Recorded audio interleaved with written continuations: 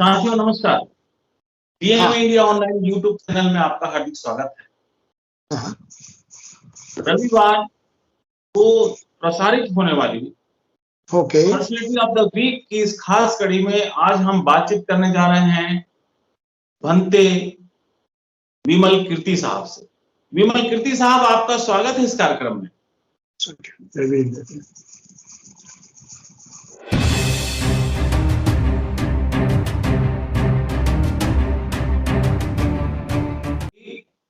भंते विमल कीर्ति साहब से बातचीत करने से पहले ये बताना जरूरी है कि वो बुद्ध धर्म को लेकर के, उसके प्रसार को लेकर के और अंधविश्वास को लेकर के वो काम कर रहे हैं और बहुत सारे भंते जो है उन्होंने प्रशिक्षण दिया है, उनको इन्होंने आगे बढ़ाया है। आज उन्हीं से उनके बारे में बातचीत करेंगे। भंते जी, आप बताइए कि आप कहाँ के रहने वाले हैं और शुरुआती पढ़ाई लिखाई आपकी कहाँ पर हुई है? मैं तो मूल से पुणे का रहवासी हूँ, लेकिन दीक्षा लेने के बाद मैंने नागपुर चुना था अपने कार्य क्षेत्र के तौर पर, और मैं वैसे तो अभी नागपुर को ही बिलोंग करता हूँ। जी, तो आपकी जो पढ़ाई लिखाई है शुरुआती वो कहाँ पर हुई? आपकी एजुकेशन आपका कहाँ पर हुआ? पुणे के करीब मेरा जन्म हुआ, एक देहात में। मेरी पढ़ाई वगैरह सब पुणे में ही हुई है। पुणे यूनिवर्सिटी से मैंने AA किया, LLB किया, ढेर कुछ सारी बातें की, और बाद में मैंने घर बार छोड़कर भिक्षु बना मैं 2005 साल में, और तब से मैं नागपुर में स्थायिक हूँ। जी, तो भंते जी, ये जानना चाहूंगा कि आपको कब ये महसूस हुआ कि भिक्षु बनना चाहिए? क्यों आप भिक्षु बने? इस बारे में थोड़ा सा बताइए। बिल्कुल शुरू से ही मैं विद्यार्थी दशा में था, कॉलेज में पढ़ता था, तब से लगता था कि भिक्षु बनो। लेकिन घर की बहुत गरीबी थी, परिवार बड़ा था, मुझ पर लगभग 8 लोगों की जिम्मेदारी थी, हाँ, उनको संभालने की। तो मुझे जबरन नौकरी करनी पड़ी, शादी करनी पड़ी, परिवार संभालना पड़ा। और इससे मुक्त होने के बाद मैंने सबसे कह दिया, भाई मेरा तो जिम्मा अभी खत्म हो गया, मुझे अपने तरीके से जीने दीजिए। और तब मैंने घर बार छोड़ा और 2005 साल में बैंकॉक में जाकर बुद्धिस्ट यूनिवर्सिटी में मैंने दीक्षा ग्रहण की। ठीक है जी। तो ऐसा क्या कारण था कि आपने डिसाइड किया कि आप भिक्षु ही बनेंगे? आप कुछ और भी कर सकते थे, कोई समाज सेवा का काम या कोई दूसरा काम भी कर सकते थे। भिक्षु बनने के पीछे जो रीजन है, मैं चाह रहा हूँ कि हमारे दर्शकों को इसके बारे में कुछ बताइए। बहुत ही अच्छा सवाल है।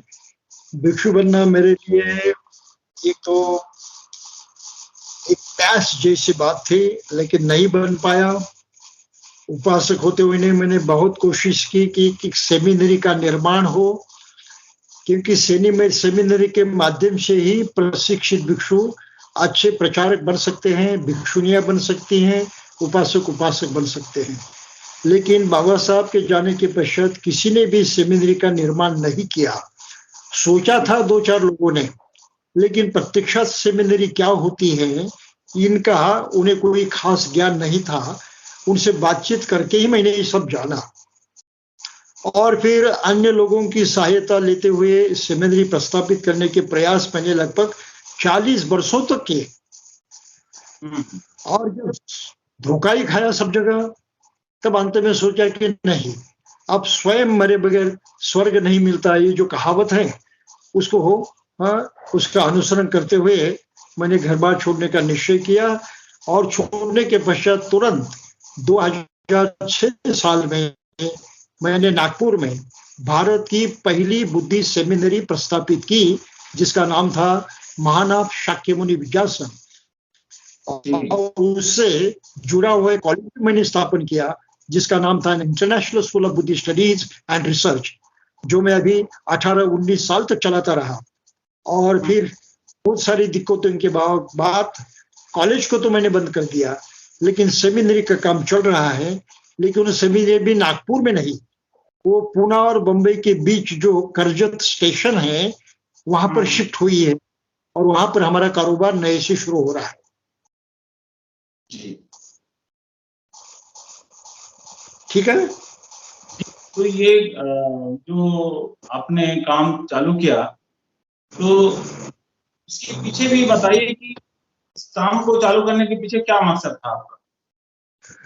सबसे महत्वपूर्ण जो बात है ये है कि बुद्ध धम्म जो है ये सोच समझकर आत्मसात करने की बात है, और प्रत्यक्षात निश्चय करते हुए ही उस पथ पर आदमी चल सकता है, और इसके लिए प्रशिक्षण की बहुत जरूरत होती है।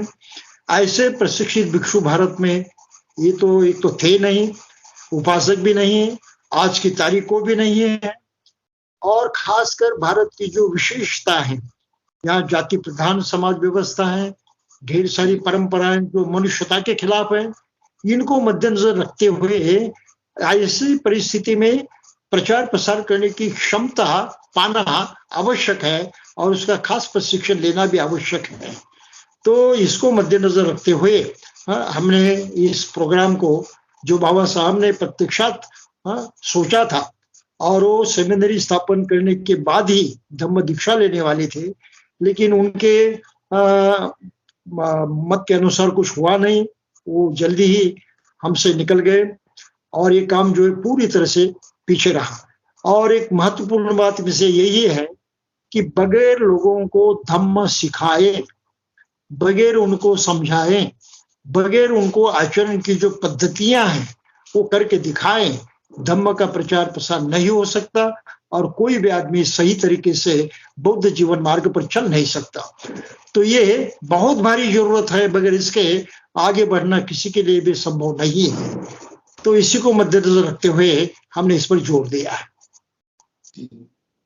तो अभी तक कितने भिक्षु जो है प्रशिक्षण ले चुके हैं अपने काम अभी तो मेरे पास से भिक्षु हैं जो MA PhD हुए हैं, जो काम कर रहे हैं। इसके अतिरिक्त 100 से भी अधिक उपासकों का भी प्रशिक्षण किया था। वो तो अपने घर बार में अभी व्यस्त हैं, क्योंकि आखिर जीविका चलाना महत्वपूर्ण है। तो अपनी जीविका में व्यस्त होने के कारण उनका उतना जितना उनका उपयोग होना चाहिए उतना नहीं हो रहा है। अब हम नए सिरे से इस काम को अपना रहे हैं, ताकि उपासक भी उनकी उपजीविका साधन देकर हम उनको प्रत्यक्षात प्रचार प्रसार में ला सके, और भिक्षुओं के नई तरह से ट्रेनिंग करने की बात हमने सोची है, और वो भी काम चल रहा है। तो भंते जी, मैं ये जानना चाहता हूँ कि ऐसा होता है कि जो महाराष्ट्र में तो बहुत सारे बुद्ध विहार हैं और वहां पर लोगों का संपर्क हो जाता है, लेकिन पूरे भारत में अगर देखा जाए तो उस तरीके से अभी वैसा नहीं हो पाई है व्यवस्था बुद्ध विहारों की और भिक्षुओं की।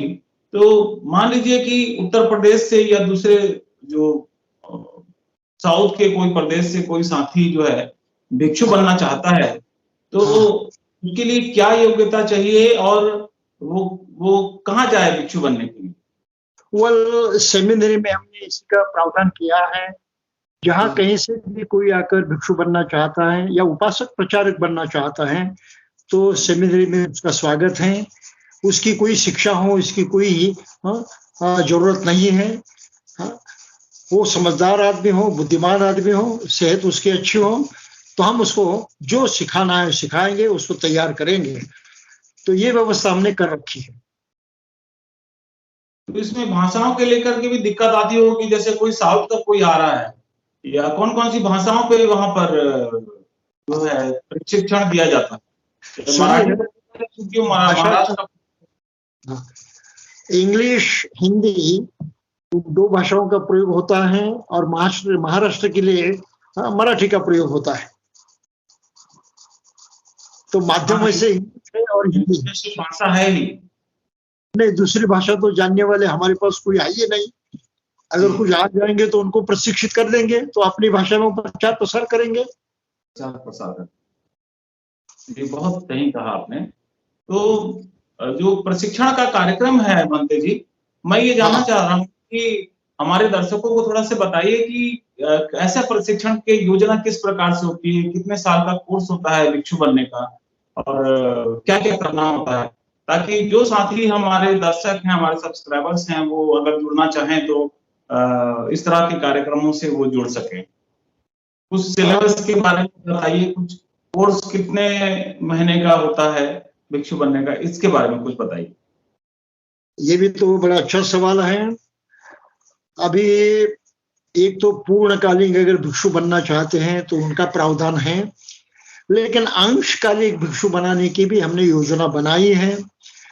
इसके लिए प्रशिक्षण पूरे 1 साल का होता है और 1 साल श्रामणेर बनकर सेमिनार में रहना जरूरी है। उसमें हम बुनियादी पूरी शिक्षा जो है कंप्लीट कर देते हैं और फिर आगे चलकर अगर वो भिक्षु बनना चाहते हैं तो उनको हम भिक्षु की दीक्षा देते हैं। अगर वो चाहते कि नहीं उपासक बनकर ही प्रचारक बनेंगे तो हम उसके लिए भी अलग ढंग से उसको प्रशिक्षण देकर तैयार करते हैं। तो किसी भी हालत में प्रचार करने की योग्य, लायक, सक्षम लोगों का निर्माण हो, ये सेमिनार का महत्वपूर्ण कार्य है। और फिर जो भिक्षु बनना चाहते हैं उनके लिए कुछ सहूलत है। अगर कोई चाहता है कि मैं तो भिक्षु बनूंगा लेकिन 2 साल के लिए बनूंगा, 3 साल के लिए बनूंगा, 5 साल के बनूंगा, तो हमने उनको ये ऑप्शन दिया है कि भिक्षु बनकर जितने साल आपको धम्म प्रचार करना है कीजिए। अपने जीवन का बहुमूल्य समय जो लोग की सेवा में दीजिए, धम्म के आचरण में दीजिए। और जब भी चाहते हैं तो आप भिक्षु पद छोड़कर उपासक बन सकते हैं और दोबारा लोगों के साथ उसी तरह से काम करते रह सकते हैं, प्रचार प्रसार कर सकते हैं और अनुभव के बल पर आप बहुत ही सक्षम प्रचारक सिद्ध हो सकते हैं। तो ये फिलहाल योजना हम प्रत्यक्षात उतार रहे हैं। बहुत बढ़िया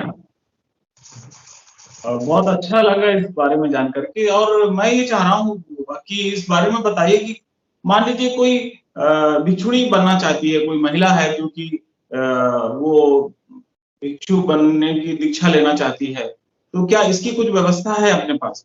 इसकी भी व्यवस्था हमने की है। अगर महिलाएं कोई भिक्षुणी बनना चाहते हैं तो उसका भी प्रावधान है। उनको हम श्रीलंका भेजेंगे, वहां पर उसकी भिक्षुणी की दीक्षा होगी। और यहाँ अगर कोई उपासिका रहकर भी प्रशिक्षित होना चाहती है तो उनके लिए भी हमने व्यवस्था कर रखी है, क्योंकि प्रचारक तो दोनों तरह के होने चाहिए। और मैं ज्यादा उम्मीद करता हूं कि महिलाएं आगे बढ़े, क्योंकि वो अगर उपासिका बनकर भी प्रचार करती हैं तो अपने पूरे परिवार को निर्माण करते हैं नए ढंग से और समाज पर इतना जबरदस्त परिणाम कर देती है, पूछो मत। तो ये बहुत भारी शक्ति है, नारी शक्ति, जिसका प्रयोग करने की मंशा मेरे मन में है और अपेक्षा रखता हूं कि ज्यादा से ज्यादा महिलाएं इसमें शरीक होगी।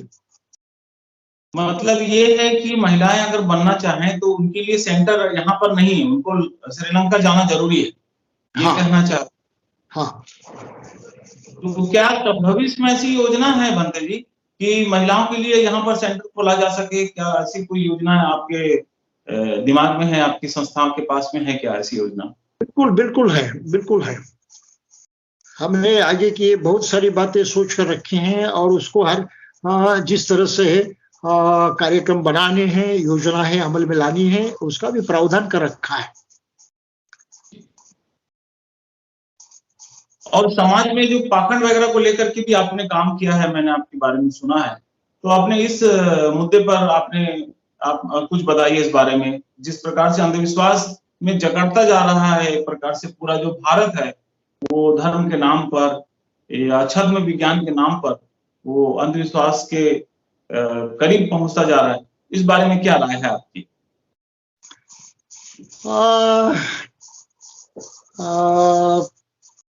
इस पे काफी कुछ सोचा है, अभी सभी बात तो बताना जरा मुश्किल भी है, लेकिन बात बताइए आप। संक्षिप्त में ये कहना चाहता हूं कि अपने देश की जो सबसे बड़ी जरूरत है वो है आदमी बुद्धिवादी बने, साइंटिफिक बने और नैतिक दृष्टि से बहुत ही सक्षम बने। तो बाबा साहब सब चाहते थे कि यहाँ के आदमियों को, सभी लोगों को 2 तरह से प्रशिक्षित होना जरूरी है। एक तो उनकी मेंटालिटी जो है साइंटिफिक बननी चाहिए और नैतिक आचरण में वो सदृढ़ होने चाहिए। तो इन दोनों बात को लेकर हमें प्रचार प्रसार करना चाहिए। तो ये नए मत वाले लोग, इस नई सोच को अपनाने वाले लोग 100% मनुष्य जीवन जी सकते हैं और मनुष्यत्व को पूरा पूरा न्याय दे सकते हैं। तो ऐसे नए समाज का निर्माण करना ये महत्वपूर्ण काम है और बुद्ध धर्म के माध्यम से ही हो सकता है, क्योंकि बुद्ध धर्म 100% मनुष्यत्व की घोषणा करता है, उस पर विश्वास करता है और एक मनुष्य परिपूर्णत्व को पा सकता है। एक स्वयं बुद्ध का अपना उदाहरण है। तो इतनी भारी आदर्शवत चीजें हमारे पास होने के बावजूद भी अगर हम उनको न अपनाएं तो ये हमारी कमजोरी है और इस दिशा में हम काम करने पर विश्वास रखते हैं और उसी के अनुसार योजनाएं बनाकर आगे बढ़ते हैं। जी, कुछ आप प्रचार के लिए कुछ साहित्य होगा, आपने लिखा है आपने कुछ किताबें के बारे में कुछ बताइए कि छोटी मोटी किताबें हैं जो प्रचार के लिए ही उपयुक्त तो हैं, जो अभी फिलहाल तो सभी मराठी में हैं, अभी हिंदी में उसको अनुवादित करने की कोशिश कर रहे हैं। तो 22 प्रतिज्ञाएं क्या हैं, उसका असली अर्थ क्या है, उसको अमल में कैसे लाया जा सकता है, बगैर इसके क्या दुष्परिणाम हो सकते हैं, इन बातों की जिक्र करने वाले कुछ साहित्य जो है हमने लिखा है। और खासकर बुद्ध धर्म को अपनाया कैसे जा सकता है और एक नए समाज का निर्माण किस तरह से किया जाता है, उसके 5 महत्वपूर्ण सूत्र हैं जिनको हमने लोगों के सामने रखा है अपने साहित्य के माध्यम से। सूत्र पहला ये है कि जन्म से कोई बौद्ध नहीं होता और हो ही नहीं सकता। ये अनसाइंटिफिक है, ये लॉजिकल है, तर्क दुष्ट है, क्योंकि ये समझदारी की बात है कि मुझे अपना जीवन किस तरह से जीना है। बुद्ध के आदर्शों को अपनाकर जीना है तो समझना जरूरी है, समझने के पश्चात उसको अपनाना जरूरी है और उसके अनुसार कुछ करने की जिद भी रखना जरूरी है। ये 3 बातें जब होती हैं तब वो आदमी बौद्ध बन जाता है। तो हमें लोगों को सही ढंग से बौद्ध बनाना ही पहला काम है। फिर दूसरी बात है जातिवाद से पूरी तरह से हमें दूर होना है। तो इसमें नाम है और कुछ दूसरी बातें हैं, जो चिन्ह है, पद है, व्यवसाय है, इनसे भी हमें सोच विचार को दूर रहना जरूरी है। ये दूसरी बात है। तीसरी बात है, हमारे हर दिन के आचरण में धम्म का प्रत्यक्षात उतारना जरूरी है। तो हर हफ्ते में उपोषण का व्रत करना जरूरी है, जो आदमी को प्रैक्टिकल बुद्धिस्ट बनाता है और उसी के अनुसार वो हर हफ्ते में एक दूसरे से मिल सकता है। तो संघ भावना वृद्धिगत होती है। तो इस संघ भावना को और मजबूत करने के लिए हमने हर महीने में एक बार प्राज्ञजन परिषद का विधान किया है कि हर हफ्ते में हर बस्ती में प्राज्ञजन परिषद हो, सभी बौद्ध एकत्रित आए, मिलजुल कर बात करें, अपनी समस्याओं के बारे में सोचें, उसके समाधान निकाले और जो भी आपस में सहकार्य करना है, कुछ नई योजनाएं शुरू करना है, उसके बारे में एक मत होकर काम करने में सक्षम हो। तो प्राज्ञजन परिषद बहुत मायने रखती है और उस पर हम बहुत ज्यादा जोर देते हैं।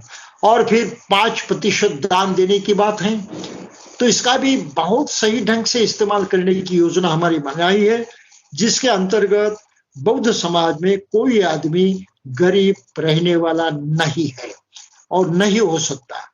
ये बुद्धिस्ट इकोनॉमिक्स हैं जिसका हम अलग ढंग से प्रत्यक्षात प्रयोग कर रहे हैं। तो गरीबी से टकराना, हर तरह से दारिद्र्य जो है उसको मिटाना, ये धम्मा का एक बहुत महत्वपूर्ण कार्य है, क्योंकि बुद्ध ने स्वयं कहा है जिगत्सा परमा रोगा। भाई भूख जो है ये सबसे बड़ा रोग है, रुग्णता है। इस रुग्णता से मुक्त करना ये तो हमारा सभी का कर्तव्य है। इसलिए कोई भी आदमी ऐसा न रहे जो भूख के मारे और भूख गरीबी के मारे होती है उसका शिकार बना रहे। तो इस तरह से हम बहुत जोरदार काम कर रहे हैं, ये महत्वपूर्ण प्रिंसिपल प्रत्यक्षात उतार रहे हैं। और अंतिम बात है कि हमें सेवा करना है, हमें नेतागिरी नहीं करनी है, कुछ पाने की चेष्टा नहीं करनी है। हमको दान का माध्यम जताकर वास्तविक मानवता की सेवा करनी है। मानवता की सेवा अंत में अपनी स्वयं की सेवा साबित होती है। मानवता को दिया हुआ योगदान अंत में हमारा स्वयं का खुद को पाया हुआ योगदान हो जाता है। तो ये जो एक गरिमा है धम्म की, उसको प्रस्थापित करने की हम कोशिश कर रहे हैं। बहुत बढ़िया काम है आपका, जो आप इसको लेकर के कर रहे हैं। हमारी जो है शुभकामनाएं हैं आपके साथ में। बंते जी, जाते जाते मैं जानना चाहता हूं कि आगे क्या योजनाएं हैं आपकी, क्या आप कुछ नया करने का प्लान है, क्या प्रोजेक्ट को आप लेकर के चल रहे हैं, इस बारे में कुछ बताइए। तो हजारों की संख्या में भिक्षु भिक्षुणी या उपासक उपासक प्रचारकों का निर्माण करने का मेरा ध्येय है। क्योंकि आज पूरे भारतवर्ष में जहां तक लोग धम्म दीक्षा लेते हैं, बुद्धिस्ट बन सकते हैं, लोग उनको दीक्षा देने में भी बहुत सारे लोग काम कर रहे हैं, लेकिन समस्या सबसे बड़ी ये है कि उनको धम्म जीवन जीने के लिए कौन तैयार करें, उनकी सहायता कौन करे। प्रचारकों के सिवाय होने वाला नहीं है। और इसलिए मेरी मंशा यही है कि हजारों की संख्या में इस सेमिनार के माध्यम से प्रचारक निर्माण हो, उपासक उपासिकाएं निर्माण हो, और जितने हो सके भिक्षु भी निर्माण हो। क्योंकि भिक्षु प्रत्यक्षात लोगों के सामने बौद्ध जीवन का आदर्श प्रस्थापित करते हैं। और बाबा साहब ने कहा था कि वो बुद्ध की शिक्षा पर अमल करने वाला समाज है। भिक्षु संघ बुद्ध की शिक्षा पर अमल करने वाला समाज है, और उन भिक्षुओं के पग पर पग रखते हुए आगे बढ़ना उपासक उपासिकाओं का कर्तव्य है। तो इस बाबा साहब की जो ध्येय है उसको अमल में लाना, यही मैं अपना ध्येय समझता हूँ। यही एक मंशा मन में धारण करते हुए काम कर रहा हूँ। जी, तो अब मैं ये जानना चाहता हूँ, आखिरी सवाल और आपसे लेना चाहूंगा कि कोई आपसे संपर्क करना चाहता है तो कहाँ संपर्क करें, कहाँ आपसे तो अभी फिलहाल तो मेरे मोबाइल पर संपर्क कर सकते हैं। और सेमिनारी का थोड़ा सा निर्माण बाकी रहा है, वो कंप्लीट होने से फिर वो एड्रेस जो है और उसकी सभी पूरी जानकारी है प्रस्तुत की जाएगी, सभी लोगों तक पहुंचे, इस तरह से प्रयास किए जाएंगे। जी बिल्कुल, आपका जो संस्था का एड्रेस है उसको हम डिस्क्रिप्शन में लेंगे, ताकि लोग जो है, और फोन नंबर भी आपका डिस्क्रिप्शन में हम लेंगे, ताकि लोग जो है जो जुड़ना चाहते हैं, भिक्षु बनना चाहते हैं, या किसी भी प्रकार से और भी उनको जानकारी चाहिए, वो आपके माध्यम से उन तक पहुंच सके। तो बंते जी, आपने एक बहुमूल्य समय निकाला हमारे साथ बातचीत करने के लिए, इसके लिए आपका मैं हृदय से आभार व्यक्त करता हूं। और भविष्य में भी कुछ मुद्दों को लेकर के हम जरूर बातचीत करते रहेंगे। बहुत बहुत धन्यवाद। बहुत बहुत धन्यवाद जी। और जी बोलिए। हाँ, तो धन्यवाद हम उन दर्शकों का भी करना चाहते हैं जो इस समय वीडियो देख रहे हैं। अगर इस चैनल में नए आए हैं तो चैनल को सब्सक्राइब कीजिए, वीडियो को लाइक कीजिए, शेयर कीजिए और कमेंट्स कीजिए। अगले इतवार को हम फिर किसी खास पर्सनैलिटी को लेकर, पर्सनैलिटी ऑफ द वीक की इस खास कड़ी में आपके सामने फिर से रूबरू होंगे। तब तक के लिए बहुत बहुत धन्यवाद। नमस्कार, जय भीम, नमो बुद्धाय। बंते जी, आपको भी नमो बुद्धाय। यस, आपको भी बहुत धन्यवाद और जय भीम। जय भीम।